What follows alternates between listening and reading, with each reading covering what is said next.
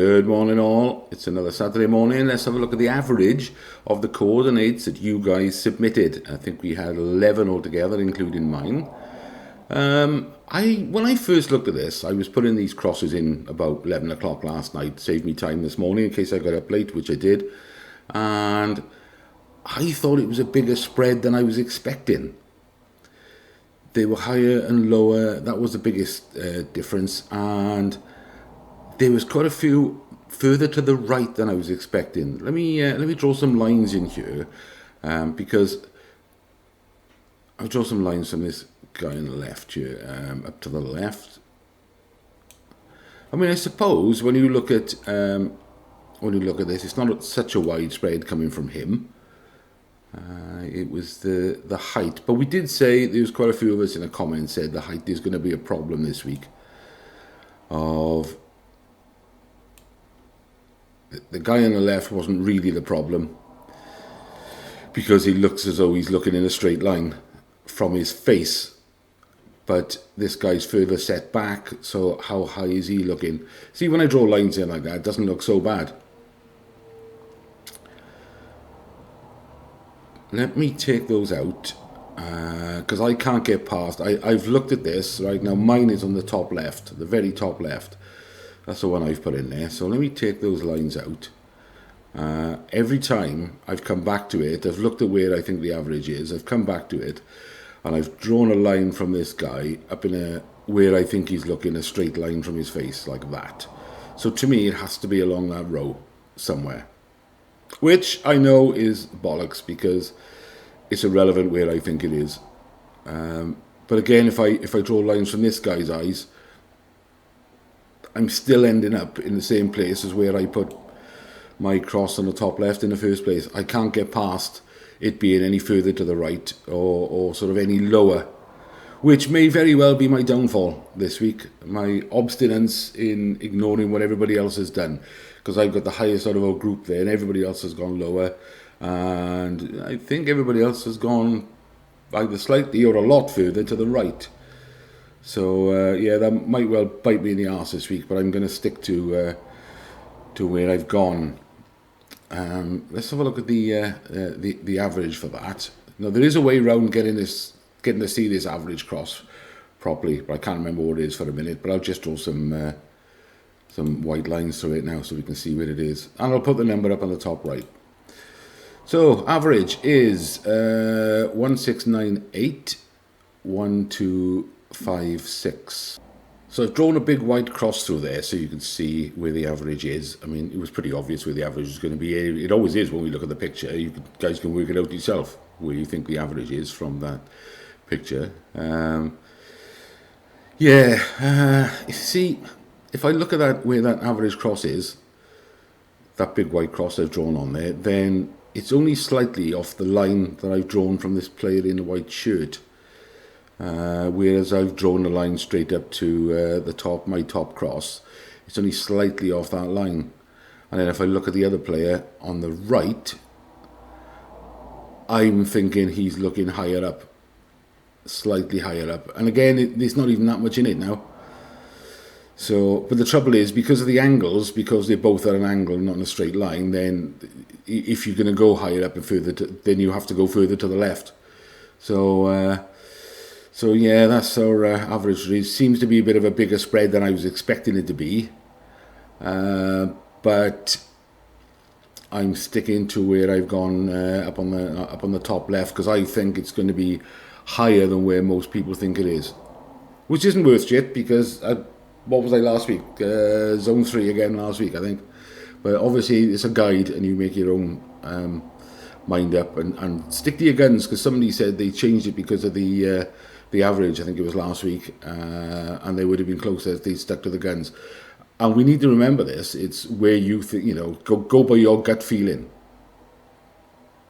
because everybody else's feelings here, there's low ones, there's ones over to the right, ones to the left, ones further up like mine, but it's nothing more than a guide, and this is what people are thinking. This is their way of thinking. So you just have a look at that and think, well, Yeah, I agree with that. It could be further over to the right, or I agree with.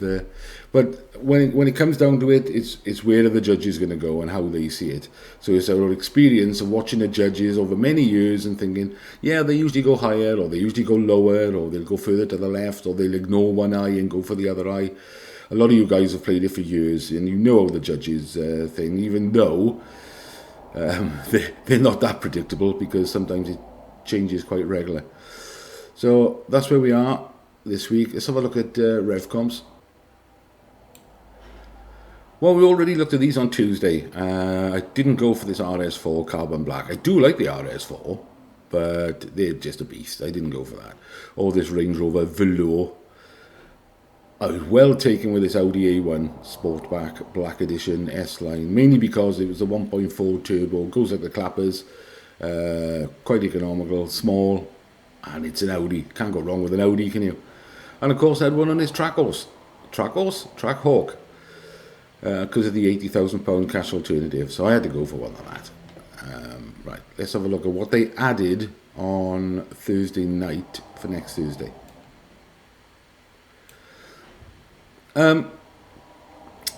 I like the look of these Mercedes convertibles, but as Jeremy Clarkson always said in the Grand Tour or Top Gear, probably both, you couldn't pick your mate up in this. You can't have two men in a convertible.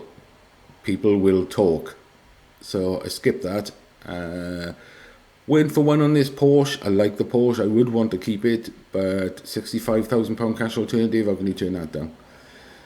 Didn't go for this Mercedes, bit of a lump of a car. Couldn't think of a use for it. Camper van and £2,000. Of course I'm going to go for the camper van.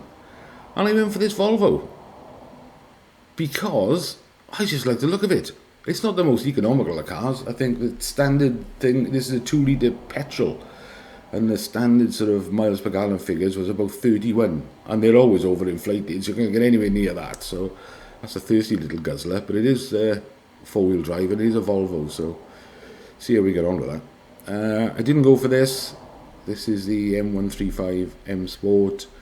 Don't know why, just wasn't attracted to this, even though I do like these. I certainly like the look of them. I think it's one of the prettiest BMWs it is.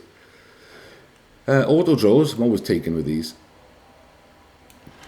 Now I got one on this Land Rover Defender, the old type, the Defender 90 station wagon. I do like these, and I would really want to keep it. And if they didn't do a cash alternative, I would be more than happy to keep it if I won it.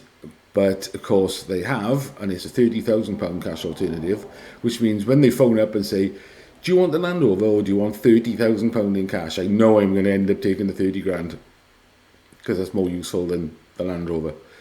I didn't get one on this L200 Barbarian. Volkswagen GTE. Now that looks like a normal sensible family car, and I suppose it still qualifies as a normal sensible family car, but then when I put the registration number into Parker's, this thing's a little rocket ship. 0 to 67.6, 201 brake horsepower. It's what you call it, like a hybrid. Got an electric motor as well. Road tax between nothing and 180. I think as it's 2017, it might be nothing. Doesn't show the fuel consumption though, which is a shame. I should imagine that's pretty good. So that's getting drawn tomorrow. This Range Rover Evoque. Now, I've always liked the Evoques. There's a lot of people who wouldn't touch these things with a barge pole. My issue with that is I've watched loads of YouTube videos, because these come up quite regular, these Evoques in these draws. And I've watched a lot of YouTube videos, like long-term tests on these Evoques, the diesel ones, where people have had them for years. And they've been brilliant. Now, either it's because they've been lucky and they've just had a good one, and that's why they're making a video. Perhaps you wouldn't make one if it was shit. But a lot of the videos I've seen, they've always been sort of reliable, comfortable, economical. So I had one on there. Whether I'd keep it for long, I don't know. And this little boy racer car here, I wasn't going to bother, but it's these cheap prices that draw me in. And I put this into Parker as well. And then I thought, oh my lord, 0 to 66.6 in that little car, 189 brake horsepower. I thought, yeah, perhaps I wouldn't mind blasting around in that for a little while. So that's it. I got one on the Land Rover, the Golf, the Range Rover, and the Mini Cooper. And I say every week, I'm not going to buy on the cars anymore. I'm just going for cash alternatives at the big prices. But it's these cheap prices that draw me into it, which is frustrating because you look at this and you think, well, yeah, it's only £3 a ticket, isn't it? And so is that, only £3 a ticket, and that's only £3 a ticket. And by the time you've got one on each, then you're looking at £9. And you do that every week, and that's like £36 a month, just on those. But there we are. That's where the average was this week. That's my choices, and that's the cars on what was it, Revcomps.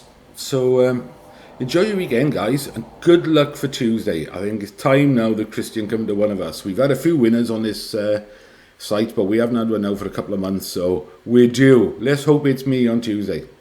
All the best, guys.